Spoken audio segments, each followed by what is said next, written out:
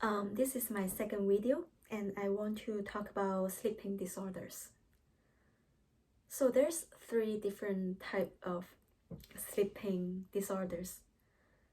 First type of people, they feel hard to get into sleep, but they don't have issue during sleep, and they also don't wake up earlier than the intended time. Well, the second type of people, they having different type of reasons, and they wake up during the middle of the night. Maybe because of they go to bathroom multiple times of a day, itchy in skin, contraction in the muscles, and which are all quite common.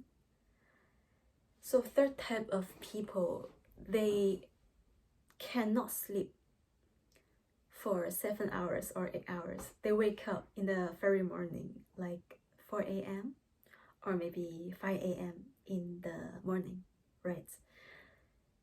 These are all causes by different reasons, and it's very important for you to look for what is the reason for your sleeping disorders. I think for younger people, the first type is the most common one. So you feel hard to get into sleep at night. And I want to ask you several questions, right? The first question is, do you have a routine of sleeping? So do you go to your bed in a regular time? And second question, do you have exercise habits?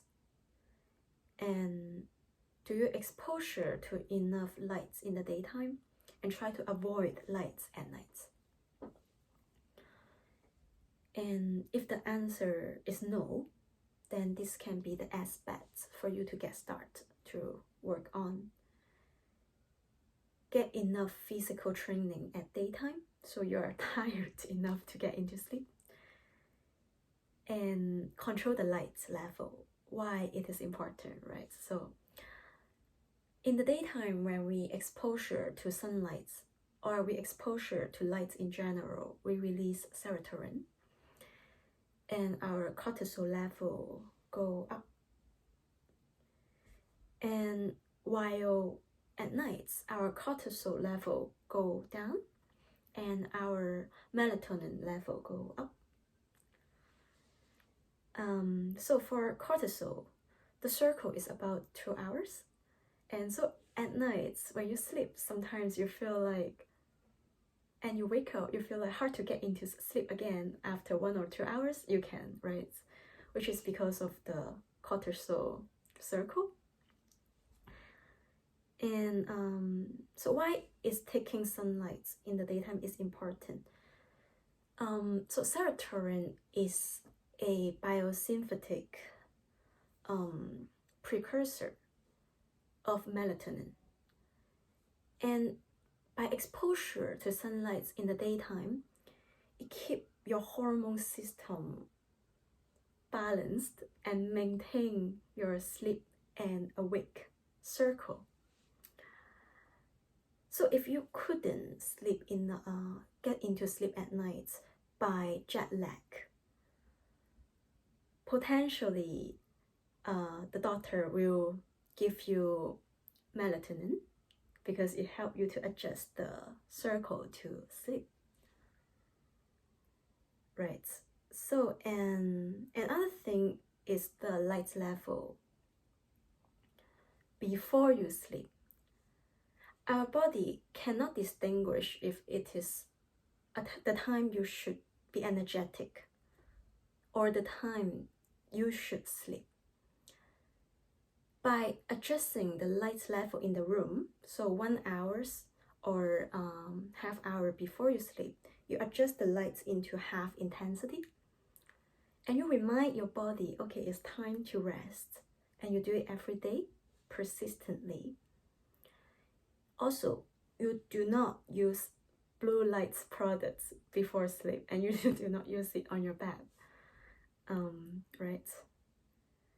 If you really want to read something, you can read a book, or you can draw to avoid blue lights.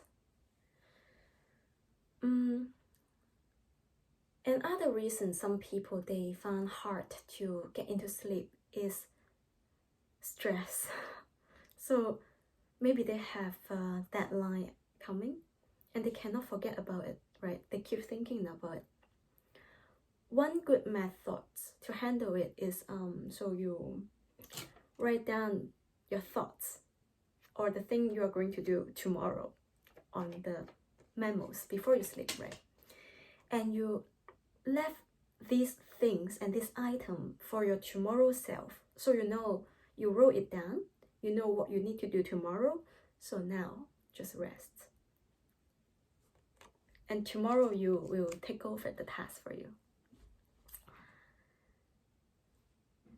So apart from the people they feel hard to get into sleep, people who wake up all the time in midnights, it is also a type of sleeping disorder. And that often associated to other underlying health issue that you really want to go to see the doctors. And what are the signs, or like what are the common issues, right? Nowadays we take a lot of vitamin, but we also have a healthy diet. So we have enough vitamin from the diet and we take multiple vitamins. It potentially making us chronically overdosage in the vitamin. Let's talk about vitamin B12, which is a common type of vitamin on the market to boost the energy level. If you are having overdose of vitamin B12, you feel too energetic in the system and you wake up earlier than the intended time. This is one form of sleeping disorders. And some people, maybe they will have a cramp in the muscle when they sleep in midnights, right? Which potentially indicating maybe they have serotonin deficiency. And so apart from cramp, if you feel tingling or numbness on the muscle, right?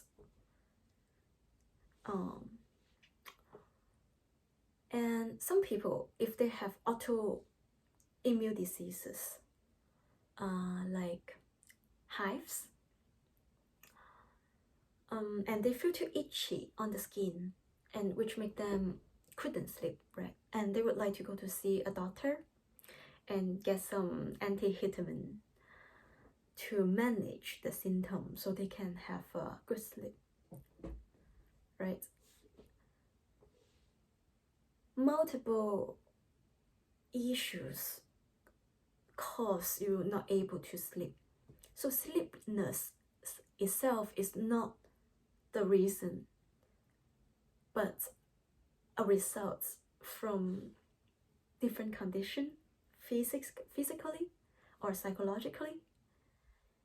And only by adjusting the root cause, you can have a healthy, good quality sleeping, right? So, oh, sorry, one more thing I want to mention is there is a myth that talking about elderly people, they need less sleeping compared to other adults, which is a myth. So for all adults, we need sufficient sleep hours, let's say 8 hours, 7 hours, 8 to 9 hours, like depends on the person. But if you're sleeping 4 hours at night, it really indicating some kind of health condition, or maybe it is a result, side effects from some of the medication you're taking, and you would like to see a doctor to adjust this. Yeah, so that is the second video.